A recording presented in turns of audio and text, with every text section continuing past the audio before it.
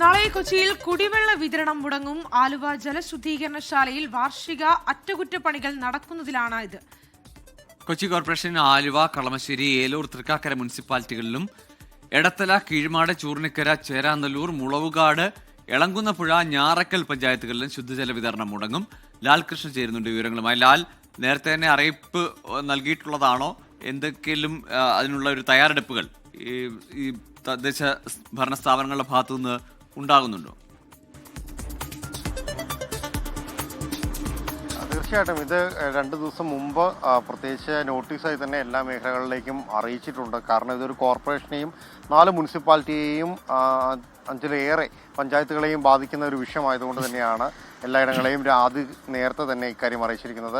പെരിയാറിൽ നിന്ന് വെള്ളം എടുത്ത് ശുദ്ധീകരിച്ചുകൊണ്ടാണ് പലയിടങ്ങളിലേക്കും ഈ കുടിവെള്ളം എത്തിക്കുന്നത്, പൈപ്പ് മുഖേന എത്തിക്കുന്നതാണ്. പക്ഷേ വാർഷിക അറ്റകുറ്റപ്പണി എന്ന് പറയുന്നത് സാധാരണ വേനൽക്കാലത്ത് കാര്യമായി നടത്താറില്ല. മഴയ്ക്ക് മുന്നേ തന്നെ ഈ അറ്റകുറ്റപ്പണികൾ പൂർത്തിയാക്കേണ്ടതുണ്ട് എന്നുള്ളത് കൊണ്ടാണ് അടിയന്തര സാഹചര്യം കണക്കിലെടുത്തുകൊണ്ട് അറ്റകുറ്റപ്പണികളിലേക്ക് കടക്കുന്നത്. ഇതിൻ്റെ പശ്ചാത്തലത്തിലാണ് ഈ മുനിസിപ്പാലിറ്റികളെയും പഞ്ചായത്തുകളെയും അതോടൊപ്പം കൊച്ചി കോർപ്പറേഷൻ അടക്കം, അതായത് കൊച്ചി നഗരത്തിൻ്റെ ഹൃദയത്തെ ആകമാത്രത്തിൽ ബാധിക്കുന്ന രീതിയിൽ തന്നെയാണ് ഈ കുടിവെള്ള വിതരണം മുടങ്ങാൻ പോകുന്നത്.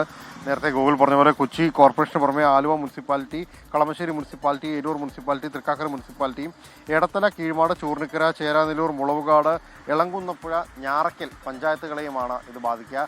ഈ പഞ്ചായത്തുകളെയും മുനിസിപ്പാലിറ്റികളെയും പൂർണ്ണമായും ബാധിക്കും എന്നുള്ളതല്ല, പക്ഷേ ഈ പഞ്ചായത്തുകളുടെയും മുനിസിപ്പാലിറ്റിയുടെയും പല മേഖലകളിലുള്ള ഇടങ്ങളിലെയും കുടിവെള്ള വിതരണത്തെ സാരമായി ബാധിക്കും എന്നുള്ളത് തന്നെയാണ് അറിയിച്ചിരിക്കുന്നത്.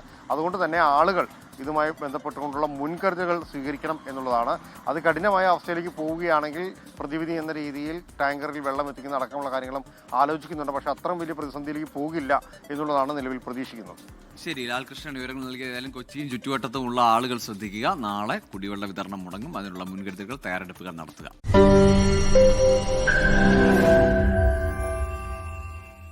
ലോകത്തെവിടെയായാലും ഏത് സമയത്തും 24 വാർത്തകളും ഓഗ്മെന്റഡ് റിയാലിറ്റി പാക്കേജുകളും എക്സ്പ്ലെയിനറുകളും വിശദമായി കാണാൻ ഞങ്ങളുടെ യൂട്യൂബ് ചാനൽ നിങ്ങൾക്ക് സബ്സ്ക്രൈബ് ചെയ്യാം.